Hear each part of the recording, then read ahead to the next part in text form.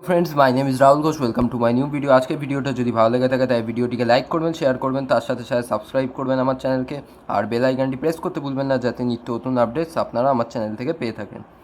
তাহলে বন্ধুরা, আজকে আমি একটা নতুন আর খুবই ইন্টারেস্টিং আর সহজ একটা চ্যাপ্টার নিয়ে এসেছি, ক্ষেত্রফল রূপে নির্দিষ্ট সমাকল। তা জানি না, অনেক স্টুডেন্টরাই দেখেছি এটাকে মোটামুটি বাদ দিয়ে করে বা বলতে পারো একটু অ্যাভয়েড করে চলে। তা এর কারণ আমিও জানি না, কারণ কি এই চ্যাপ্টারটা কিন্তু খুবই ইজি। যদি আমরা এই চ্যাপ্টারটাকে একটুখানি ডেপথ দিয়ে আরও একটু ভালো করে বুঝতে চাই, তাই কিন্তু চ্যাপ্টারটা আমাদের কাছে খুবই ইন্টারেস্টিং হয়ে উঠবে। আর চ্যাপ্টারটা যে অঙ্কগুলো থাকে ওই অঙ্কগুলো কিন্তু খুবই সহজ থাকে, মানে বলতে পারো কোনো মুখস্থ করার কোনো জায়গাই নেই আর কি। জাস্ট দুটো ফর্মুলা মনে রাখতে হবে, ওই ফর্মুলা দুটো যদি মনে থাকে তাই কিন্তু যে কোনো টাইপের অঙ্ক আমরা করে দিতে পারি। কোনো অঙ্ক আর কি চাপের কিছু নেই, ঠিক আছে? এতটাই আর কি সহজ চ্যাপ্টার, আর তার সাথে সাথে খুব ইন্টারেস্টিংও আছে। তাহলে ফার্স্ট আমি তোমাদের টাইটেলটা নিয়ে বোঝাবো। যে টাইটেল আছে ক্ষেত্রফল রূপে নির্দিষ্ট সমাকল।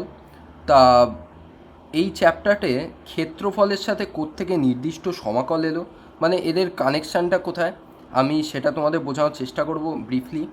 আর তার সাথে সাথে এটাও বোঝানোর চেষ্টা করব যে অ্যাকচুয়ালি এই চ্যাপ্টারটা দিয়ে আমরা কী করি, এই চ্যাপ্টারটা কেন এত আমাদের বাস্তব জীবনে কাজে লাগে বা কেন আর কি ইম্পর্ট্যান্ট সেটাও বলবো। প্লাস এর কয়েকটা উদাহরণও করবো, আর খুবই ইজি উদাহরণ আছে, ঠিক আছে? তাহলে ফার্স্টে আমি তোমাদের যখন সমাকল পড়িয়েছিলাম তোমাদের একটু রিকল করিয়ে দিই। আমি তোমাদের বলেছিলাম যে সমাকল কি, কোনো একটা আননোন অবজেক্ট বা একটা যে কোনো অন্য আর কি আকারের পদার্থর ক্ষেত্রফল বার করতে আমাদের কাজে লাগে বা সাহায্য করে। আর সমাকলটা কি, সমাকলন হলো রিভার্স প্রসেস অফ ডিফারেন্সিয়েশন, তাই তো? তাহলে ব্যাপারটা কি, যে ক্ষেত্রফলে আমরা কেন এই সমাকল ব্যবহার করি। তাই ধরো আমি একটা অবজেক্ট কনসিডার করছি। অবজেক্টটা হলো এই সিডি, এরকম একটা কার্ভ আছে, দেখতে পাচ্ছ, নর্মাল একটা ইনক্রিজিং কার্ভ আছে। আর অবভিয়াসলি আমরা কার্ভটাকে একটা অবজেক্ট বলতে পারি না, কারণ কি অবজেক্টের আমাদের দৈর্ঘ্য প্রস্থ কিছু আর কি সবই তো দেয়া থাকতে হবে, তাই না? একটা কার্ভ কোনোদিন অবজেক্ট হতে পারে না, তাই কি ওটা কোনো একটা তলে অবস্থিত হতে হবে। এমনকি আমি এই যে কথাটা বললাম যে ওটা কোনো একটা তলে বা সারফেসে অবস্থিত হতে হতে পারে, তবে কি আমরা ওটার ক্ষেত্রফল নির্ণয় করতে পারবো। পরে এমন একটা টাইপের অঙ্ক আছে, ওখানে আমরা দেখব যে আমাদের অবজেক্টটা কিন্তু একটা প্লেনে থাকবে, মানে কি কোনো পার্টিকুলার এক্স বা ওয়াই এর উপরে অবস্থিত হতে পারবে না, জাস্ট মাঝখানে কোথাও একটা থাকবে। আর তার মাধ্যমেই কিন্তু আমাদের ক্ষেত্রফল বার করতে হতে পারে। মানে ম্যাক্সিমাম ক্ষেত্রে আর কি এই যে অবজেক্টটা থাকবে তোমার নয় এক্স অ্যাক্সিসে বা ওয়াই অ্যাক্সিসের উপরে থাকবে, তবে কি আমরা তার ক্ষেত্রফলটা নির্ণয় করতে পারবো। তাহলে তুই এইগুলো এখনও কিছু দেখো না, কি ব্যাপার আছে। ফার্স্টে দেখো যে এ বি সি ডি এরকম একটা অবজেক্ট আছে, যেখানে সিডিটা কি এরকম একটা curve, B straight line, AC straight line, আর এখানেও স্ট্রেট লাইন আছে। তাহলে এটা কি, এটা হয়ে গেল আমার একটা আননোন অবজেক্ট, কারণ কি এটা ট্রাপিজিয়ামেও পড়ে না। ট্রাপিজিয়াম পড়তো কখন, যদি কিনা সিডি একটা স্ট্রেট লাইন হতো, কিন্তু সিডি কি এখানে আমার স্ট্রেট লাইন নয়, এটা একটা কার্ভ, তার মানে আমার এটা একটা কি আননোন স্ট্রাকচার। তাহলে এই টাইপের অবজেক্ট আমার একটা দেয়া আছে, এই টাইপের অবজেক্টের কি ক্ষেত্রফল আমরা আগে নির্ণয় করতে পারতাম? পারতাম না, কিন্তু এইবার থেকে আমরা এই অবজেক্টে ক্ষেত্রফল নির্ণয় করতে পারবো। তাহলে কথাটা হলো, ফার্স্ট এক ম্যাথামেটিশিয়ান ভাবলো যে এই যে পুরো আমার টোটাল অবজেক্টটা আছে, এই অবজেক্টটাকে কী করে আমরা আর কি ক্ষেত্রফলটা বার করতে পারি, কারণ সবই আমাদের অজানা। তারপরে আরেকজন ম্যাথামেটিশিয়ান পাশ থেকে বলল যে আমরা গোটা অবজেক্টটার না হয় ক্ষেত্রফল বার করতে যাই না, কিন্তু এই অবজেক্টটাকে যদি আমি এইচ পার্টে বিভক্ত করি, এইচ পার্টটা কিভাবে, মানে এই যে নিচের গ্যাপগুলো দেখছো, এই প্রত্যেকটা গ্যাপ হলো এইচ দৈর্ঘ্যের বা এইচ একক, ঠিক আছে, দৈর্ঘ্যের। মানে এইচটা সমান ডিভিশনে আর কি এই অবজেক্টটাকে আমি ভাগ করলাম। এবারে আরেকজন বললো, তা ভাগ করে আমার লাভ কী হলো? না, ভাগ করে এইবারে আমি যদি কোনো এক একটার, মানে এই ধরো এই ভাগটার যদি আমি ক্ষেত্রফল বার করতে পারি, তারপরে সেকেন্ড যে ভাগ আছে সেটার ক্ষেত্রফল বার করতে পারি, এভাবে আমি সবকটা ভাগের ক্ষেত্রফল বার করলাম আর সবকটাকে কি অ্যাড করে দিলাম, তাহলে আমরা এই টোটাল অবজেক্টটার ক্ষেত্রফল পেতে পারি। ক্লিয়ার? বেসিক্যালি এই রুলটাকে বলা হলো ডিভাইড অ্যান্ড কঙ্কার রুল। তার মানে কি, এটা একটা বড় অবজেক্ট ছিল, বড় অবজেক্টটা বা বড় প্রবলেমটাকে আমরা কিছু সাব প্রবলেম বা ছোট ছোট আকারের প্রবলেমে ডিভাইড করলাম।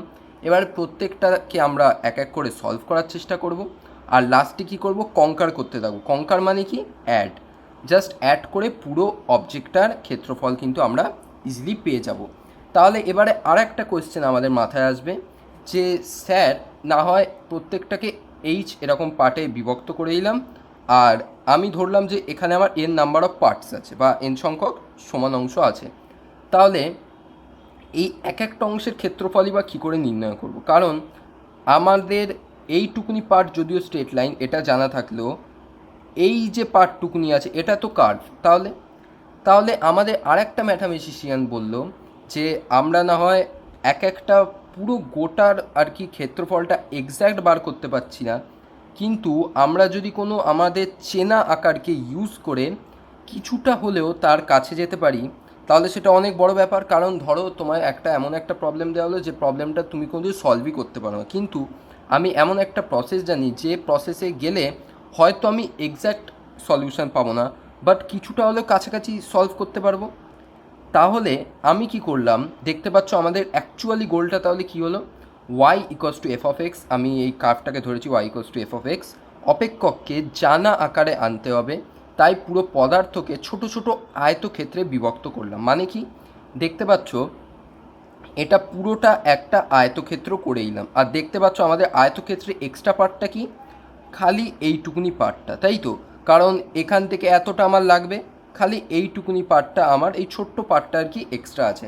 তাহলে বুঝতেই পারছো পুরো পার্টটার অপেক্ষা এটা অনেকটাই ক্ষুদ্রতর, মানে প্রায় একদম নেগলেক্ট করা যায়। তাহলে এইভাবে কিন্তু আমরা প্রবলেমটার সলিউশন বার করতে পারবো। আর আমরা কি জানি, আয়তক্ষেত্রের ক্ষেত্রফল কি, দৈর্ঘ্য ইন্টু প্রস্থ। ঠিক আছে, তাহলে ধরো এইভাবে প্রত্যেকটাকে আমি আয়তক্ষেত্র বানিয়ে দিয়েছি। এভাবে ফার্স্ট যেটা আছে, আমি যদি কোনোভাবে এইটা জানতে পারি আর প্রস্থ জানতে পারি, দৈর্ঘ্য ইন্টু প্রস্থ করলে আমি পুরো এই পার্টটা পেয়ে যাব, পুরো এরিয়াটা। ক্লিয়ার? সেম সেকেন্ডটার ক্ষেত্রে যদি আমি কোনোভাবে এই দৈর্ঘ্যটা জানতে পারি আর প্রস্থটা জানতে পারি, দেখো প্রস্থটা তো সবার ক্ষেত্রে সেম হবে, কারণ কি আমি প্রত্যেকটাকে সমান এইচ অংশ মানে এন সংখ্যক অংশে বিভক্ত করেছি, আর প্রত্যেকটা প্রস্থ বা এই লেন্থটা কত নিয়েছি আমি, এইচ, তাই তো? দেখতে পাচ্ছ আমি লিখে রেখেছি এবি রেখাংশকে প্রত্যেকটি এইচ দৈর্ঘ্যে এন সংখ্যক সমান অংশে বিভক্ত করা হলে এমনভাবে করেছি, দেখতে পাচ্ছ B equals to A plus N H. এনের জায়গায় যদি আমি জিরো বসাই তাহলে কি এটা এই রেখা মানে এই পয়েন্টটাকে ডিনোট করবে। এনের জায়গায় ওয়ান বসালে মানে কি এ প্লাস এইচ, তার মানে এ প্লাস এইচ মানে এই পয়েন্টটাকে ডিনোট করবে। তারপর এ প্লাস টু এইচ, এইভাবে চলতে থাকবে, আর লাস্টে কী হবে, B equals to A plus N H. Clear? তাহলে ব্যাপার হলো, না হয় এই প্রত্যেকটা ক্ষেত্রফল এভাবে বার করলাম, করে এবার কি করব, করে কিছুই নয়, পুরো জিনিসটাকে যদি আমি অ্যাড করে দিই তাহলেই আমরা পুরো ক্ষেত্রফলটা পেয়ে যাব। ক্লিয়ার? কিন্তু ক্ষেত্রফলটা আমার এক্স্যাক্ট হয়তো হবে না, বাট কিছু সামথিং একটু এরর থাকবে। ঠিক আছে, এবারে কি করছি দেখো, তাহলে আমি ধরছি ক্ষেত্রফল এস, মানে টোটাল ক্ষেত্রফলটা এস।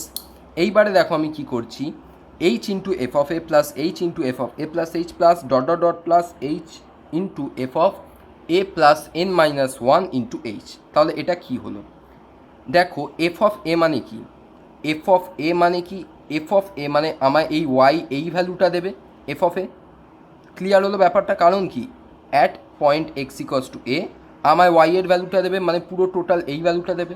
আর এইচ মানে কি, এইটুকুনি পার্ট বা এইটা। তাহলে এইচ ইন্টু এফ এ মানে কি, আমার ফার্স্ট ব্লকটার ক্ষেত্রফল। ক্লিয়ার? তেমনি H into F of A plus H, এটা কী হবে, আমার সেকেন্ড ব্লকটার ক্ষেত্রফল। তাহলে এভাবে কতক্ষণ অবধি চলবে, N minus N one Times.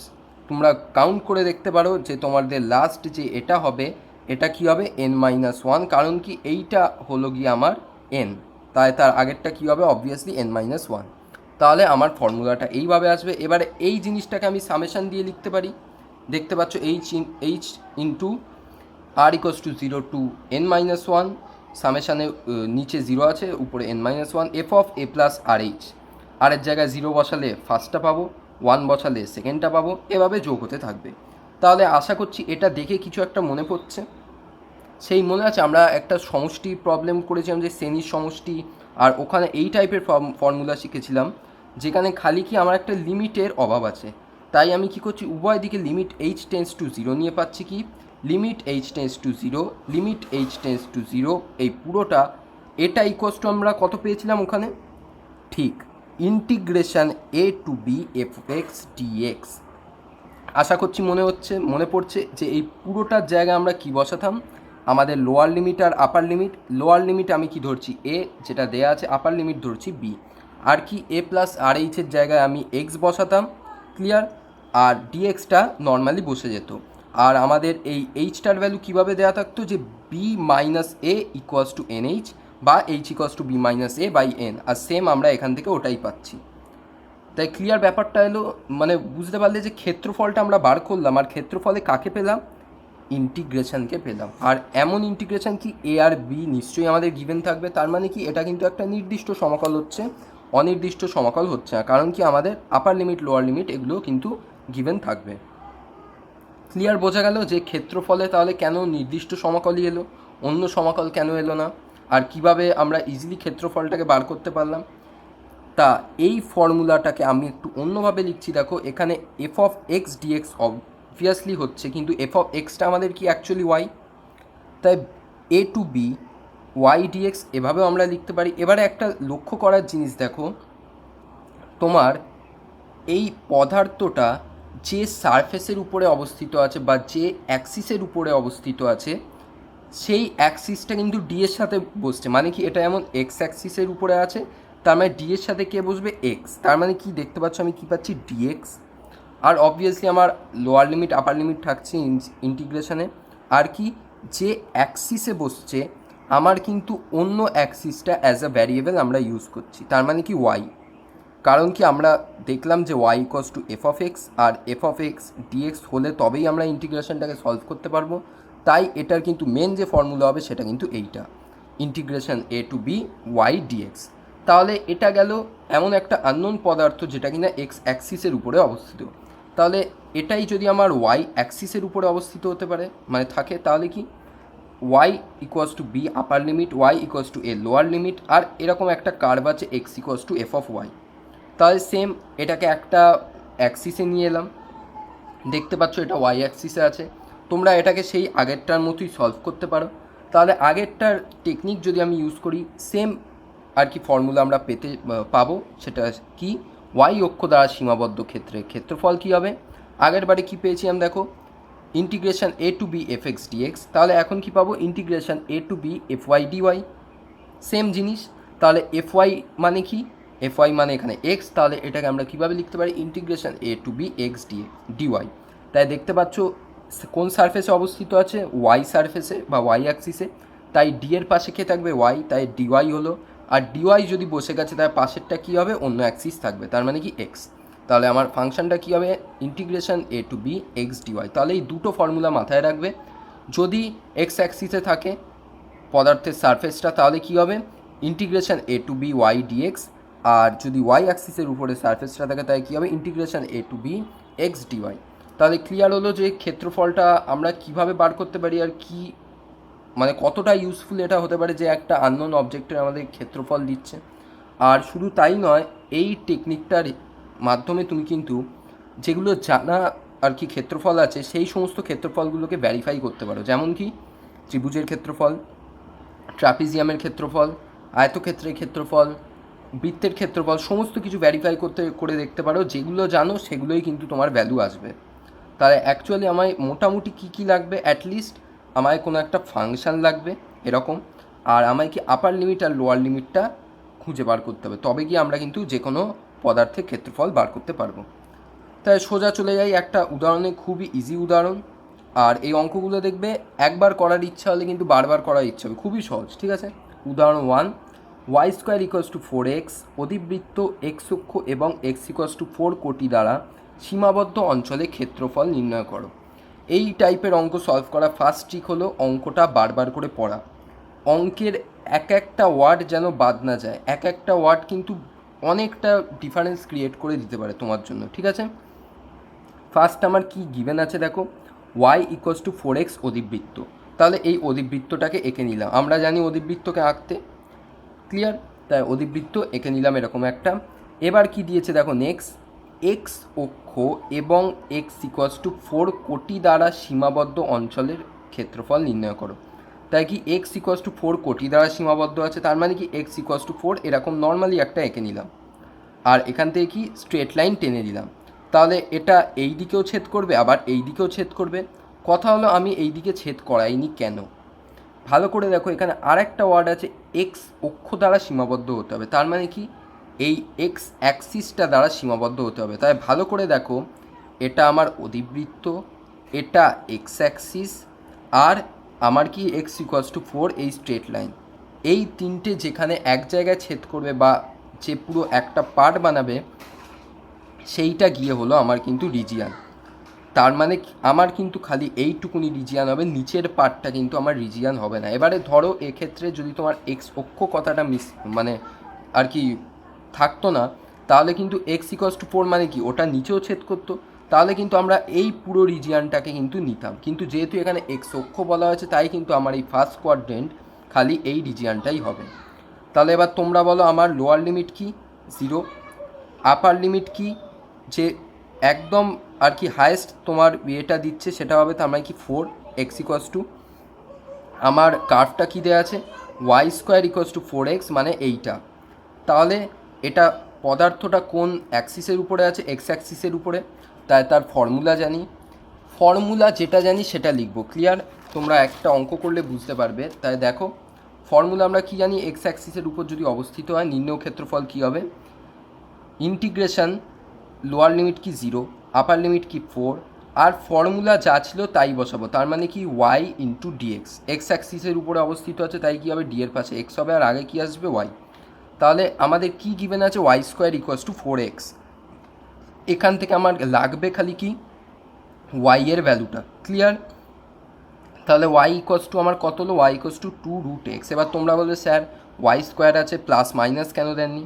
ভালো করে দেখো যে ওটা ফার্স্ট কোয়াড্রেন্টে অবস্থিত আছে। ফার্স্ট কোয়াড্রেন্ট মানে কি এক্স আর ওয়াই দুটোই পজিটিভ হবে, তাহলে এক্সও পজিটিভ ওয়াইও পজিটিভ, তার মানে কি আমার এখানে দুটোই প্লাস হবে। ক্লিয়ার? তাই আমি কোনো মাইনাস সাইন কনসিডার করিনি। ঠিক আছে? যদি ওটা নিচের কোয়াড্রেন্টে হতো তখন গিয়ে আমার ওয়াইকে মাইনাস হিসাবে কনসিডার করতে হতো। ক্লিয়ার? তাহলে আমি ওয়াইয়ের জায়গায় কী বসালাম, 2√x। এবারে এটা নর্মাল ইন্টিগ্রেশন, এটাকে সলভ করতে পারো। আর আরেকটা মেন যে ব্যাপার, এটা কিন্তু একটা ক্ষেত্রফল, তাই বর্গ একক কিন্তু লাস্টে বসাতে ভুলবে না, নাহলে কিন্তু হাফ বা 1 নাম্বার কিন্তু কেটে দেওয়ার চান্স আছে। ক্লিয়ার? তাহলে এটা হয়ে গেল আমার আর কি, ভাঙতে পারো। এইবারে দেখতে পাচ্ছ আরেকটা আমার প্রবলেম হচ্ছে এইখানে, এই ভাঙাটাতে, যে 4⁻³ এটাকে কি করে ভাঙবো। তাহলে এই টাইপের প্রবলেম ভাঙার খুবই ইজি ট্রিক আছে, সেটা আমি তোমাদের বলি। ফার্স্ট যে উপরে পাওয়ারটা আছে সেই পাওয়ারটার কাজ আগে করো। ক্লিয়ার? তাহলে উপরে কি আছে আমার 3, তাহলে 4³ তার মানে কি 4 × 4 × 4, তার মানে 64।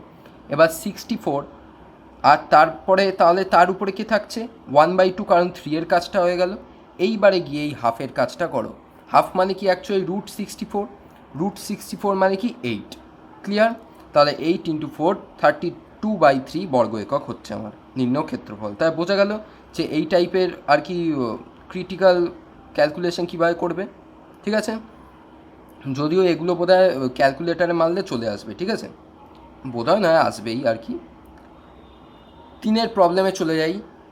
তোমাদের যেটা বলছিলাম যে এখানে কিন্তু তোমাদের আর কি ইকুয়ালিটি প্রমাণ করে দেখাতে হবে। কিরাম টাইপে, সমাকলনের সাহায্যে y = 2x + 1, y = 0, x = 2 ও x = 4 সরলরেখাগুলি দ্বারা উৎপন্ন ট্রাপিজিয়ামের ক্ষেত্রফল নির্ণয় করো।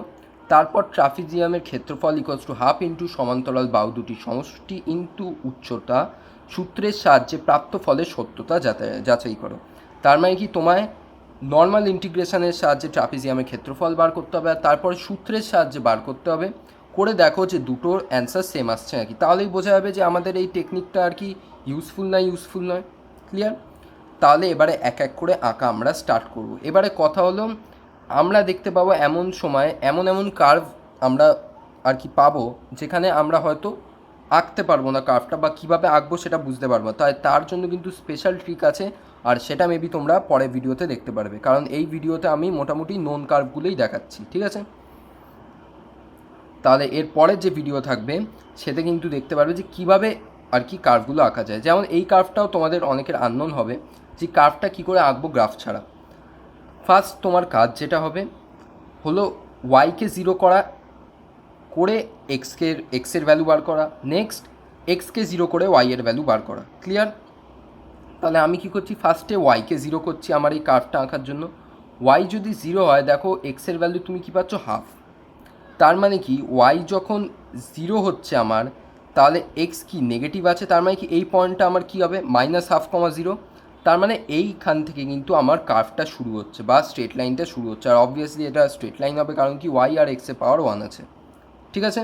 তাহলে কার্ভটা আমার এখান থেকে স্টার্ট হচ্ছে, 0 থেকে স্টার্ট হবে না। এবার আমার নেক্সট কী কাজ, এক্সের জায়গায় আমি 0 বসাবো। 0 বসিয়ে দেখো ওয়াইয়ের ভ্যালু কত পেলে, 1। তার মানে কি এক্স যখন আমার 0 আছে, ওয়াইয়ের ভ্যালু আমি কত পাচ্ছি, 1। তার মানে কি কার্ভটা আমার এরকম বা স্ট্রেট লাইনটা আমার এরকম সোজা যাচ্ছে। ঠিক আছে? ক্লিয়ার? আঁকা বোঝা গেল? স্ট্রেট লাইন আছে, তুমি এই পয়েন্টটা পেয়ে গেলে, এই পয়েন্টটা পেয়ে গেলে, এবার স্ট্রেট বেরিয়ে যাবে। তাহলে এটা হয়ে গেল আমার কি, y = 2x + 1। নেক্সট কী আছে আমার, y = 0। y = 0 মানে কি এক্স অক্ষ, তার মানে কি এইটা। ঠিক আছে, আঁকার দরকার নেই। তারপর কি x = 2, তার মানে কি x = 2 থেকে আমার একটা স্ট্রেট লাইন টানতে হবে, টেনে নিলাম। নেক্সট কি x = 4, আর একটা স্ট্রেট লাইন টানতে হবে, টেনে নাও। তাহলে এই সবকটা দ্বারা সীমাবদ্ধ অঞ্চল আমার কোনটা হচ্ছে, এইটুকুনি। আর এটাকে এরকম ডটেড লাইন দিয়ে আমি বুঝিয়েছি যে এই পার্টটার ক্ষেত্রফল আমায় বার করতে হবে। ঠিক আছে? তাহলে এবার বার করি ফর্মুলার দ্বারা। তাই নিম্ন ক্ষেত্রফল কী হবে, আমার লোয়ার লিমিট কি 2, আপার লিমিট কি 4, আমার কার্ভটা কি, আর ফর্মুলায় কী হবে, y × dx, কারণ কি এক্স অ্যাক্সিসের উপরে সারফেস আছে। আর ওয়াইটা আমায় কী দেওয়া আছে এখানে, 2x + 1, বা এই কার্ভটা আমার যে কার্ভটা থাকবে সেইটা। ঠিক আছে? এই যে কার্ভটা আছে, এই কার্ভটার জন্য আমার y এর ভ্যালুটা কী হচ্ছে, 2x + 1। তাহলে এই হয়ে গেল আমার ফর্মুলা। এটাকে জাস্ট ভাঙবো, বর্গ একক দিতে ভুলবো না। দেখো লাস্টে অ্যান্সার পাবে 14 বর্গ একক। তাহলে এবারে আমরা আমাদের ফর্মুলা লাগিয়ে দেখি যে অ্যান্সার 14 আসছে নাকি না। তাহলে আমার কি লাগবে ফর্মুলার জন্য, দেখতে পাচ্ছ ট্রাপিজিয়ামের ক্ষেত্রফল হাফ ইন্টু সমান্তরাল বাহু দুটির সমষ্টি ইন্টু উচ্চতা। তার মানে কি সমান্তরাল বাহু মানে কি এই ভ্যালুটা লাগবে, এই ভ্যালুটা লাগবে, আর কি লাগবে, উচ্চতা বা এই ডিস্টেন্সটা। তাহলে এই ডিস্টেন্সটা আমার কত, 4 - 2, 2। তাহলে এই ডিস্টেন্সটা আমি কি করে পাবো, এক্সের জায়গায় 2 বসিয়ে ওয়াই এর ভ্যালু চেক করবো, তাহলেই পেয়ে গেলাম। ক্লিয়ার? তাহলে এক্সের জায়গায় যদি 2 বসাই, ওয়াই এর ভ্যালু কত পাচ্ছি দেখো, 5। তার মানে কি এটা আমার 5। নেক্সট এক্সের জায়গায় আমি 4 বসিয়ে ওয়াই এর ভ্যালুটা চেক করবো, কত পাচ্ছি, 9। তার মানে কি 4, 9, আর এটা কত, 2। তাহলে ফর্মুলা বসিয়ে দিই। সেম আমি এখানে লিখে রেখেছি x = 2 যখন y = কত হচ্ছে 5, x = 4 হলে y = কত হচ্ছে 9, আর উচ্চতা কত, 4 - 2, 2 একক। ঠিক আছে? তাই ট্রাপিজিয়ামের ক্ষেত্রফল কী হচ্ছে, হাফ ইন্টু 9 + 5 × 2, দেখো 14 বর্গ একক হচ্ছে। তার মানে কি এই যে ইন্টিগ্রেশন দিয়ে আমরা যেটা বার করলাম, খুবই ইউজফুল হচ্ছে এটা টেকনিকটা, একদম এক্স্যাক্ট অ্যান্সার আমরা পাচ্ছি। ক্লিয়ার? তাহলে এবারে চলে যাই আমাদের লাস্ট উদাহরণে, উদাহরণ 4 আজকের ভিডিওর। দেখতে পাচ্ছ কি y = x² অধিবৃত্ত y অক্ষ এবং y = 4 সরলরেখা দ্বারা সীমাবদ্ধ অঞ্চলের ক্ষেত্রফল নির্ণয় করো। ফার্স্ট এখানে আমার অধিবৃত্তটা কি আছে, y = x²। তার মানে আমি কি ধরতে পারি, x² = 4ay। তার মানে কি এর মুখটা এরকম হবে, তাই তো? তাহলে এটা হয়ে গেল আমার y = x²। নেক্সট কি আছে আমার y অ্যাক্সিস, তার মানে এইটুকুনি, আমার আঁকার দরকার নেই। নেক্সট কি আছে আমার y = 4 সরলরেখা, তার মানে কি এই সরলরেখাটা। তাহলে এইটা, এই সরলরেখা আর y = x², এইটুকুনি পার্টটা হলে বোঝাচ্ছে এইটুকুনি ক্ষেত্রফল আমায় বার করতে হবে। এই পার্টটা বোঝাটাই হলো মুশকিল, এই পার্ট মানে কোন পার্টটুকুনি আমায় বার করতে হবে, এটা যদি একবার বুঝতে পারো, আমার কিন্তু মনে হয় না কোনো অঙ্ক ডিফিকাল্ট। ঠিক আছে? তাহলে আবার দেখো, আপার লিমিট 4, লোয়ার লিমিট 0, ফাংশন দেওয়া আছে y = x²। আর এটা কোন সারফেসের উপরে অবস্থিত আছে ভালো করে দেখো, এক্সের উপরে কিন্তু নেই, ওয়াই এর উপরে আছে। তার মানে আমি এখানে কোন ফর্মুলা ইউজ করব, integration a to b x dy। Clear? তাহলে এখানে a কত, 0, b কত, 4। তাহলে আমার নির্ণেয় ক্ষেত্রফল কী হবে, ইন্টিগ্রেশন 0 to 4 x dy। তাহলে এবারে দেখো আমার এক্সের জায়গায় ভ্যালুটা বসাতে হবে, আর আমার দেওয়া কী আছে, y = x²। তাই আমি এক্সের ভ্যালুটা যদি বার করতে চাই, x = কত পাবো আমি, +-√y, তাই তো? যেহেতু এটা ফার্স্ট কোয়াড্রেন্টে আছে, তার মানে কি এক্সও পজিটিভ, ওয়াইও পজিটিভ, তাই আমি খালি পজিটিভটুকুনি নিচ্ছি। তাহলে ওয়াই যেহেতু >0, তাই খালি কী নিলাম, √y। ক্লিয়ার? dy থাকবে 0 to 4 থাকছে, জাস্ট সিম্পলি ক্যালকুলেট করো। দেখো অ্যান্সার কত পাচ্ছ, 16/3 বর্গ একক। ঠিক আছে, বর্গ একক দিতে কিন্তু ভুলবে না, কিন্তু মার্কস কাটা যাবে। এবারে জাস্ট ফর কনসেপ্টের জন্য আমি একটা জিনিস রেখেছি, তোমাদের কনসেপ্টটা যাতে আরও ক্লিয়ার হয়। ধরো কোনো অঙ্কে দেওয়া আছে আমার এইটুকুনি পার্টের ক্ষেত্রফলটা আমায় বার করতে হবে, তাহলে এটা দেখতেই পাচ্ছ একটা অধিবৃত্ত, তার মানে কি এই ওয়াই অ্যাক্সিসটাকে যদি একটা মিরার হিসাবে ধরো, মানে এইটুকুনি পার্টের ক্ষেত্রফল যা হবে এখান থেকে সেম এইটুকুনি পার্টের ক্ষেত্রফল তাই হবে। ক্লিয়ার?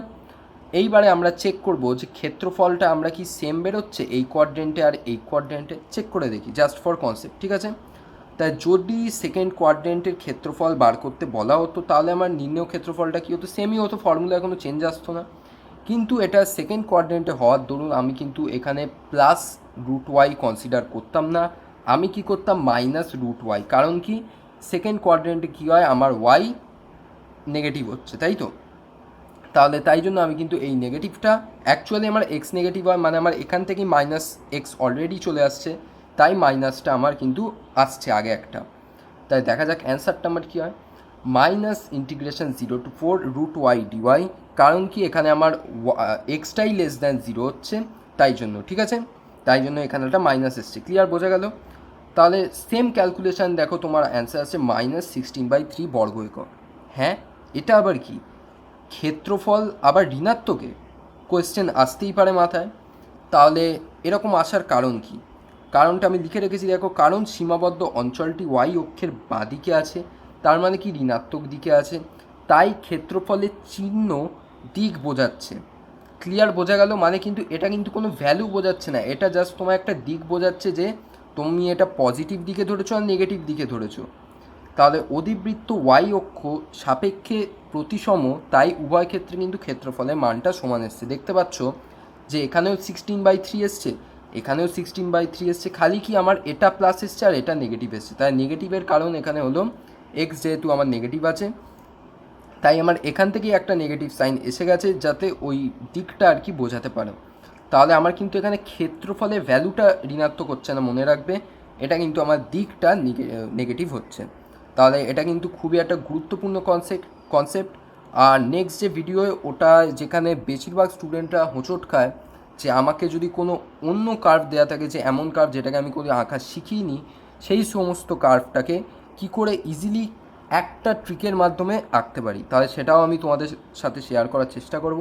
তাহলে আশা করছি আজকের যেই ভিডিওটায় তোমরা প্রত্যেকটা কনসেপ্ট বুঝতে পেরেছো, কোথাও অসুবিধা হয়নি, প্লাস কি এই উদাহরণগুলো আশা করছি বুঝতে পেরেছো, আর এই চ্যাপ্টারে রিকোয়ারমেন্টটাও বুঝতে পেরেছো যে কতটা ইম্পর্ট্যান্ট আর কতটা পাওয়ারফুল।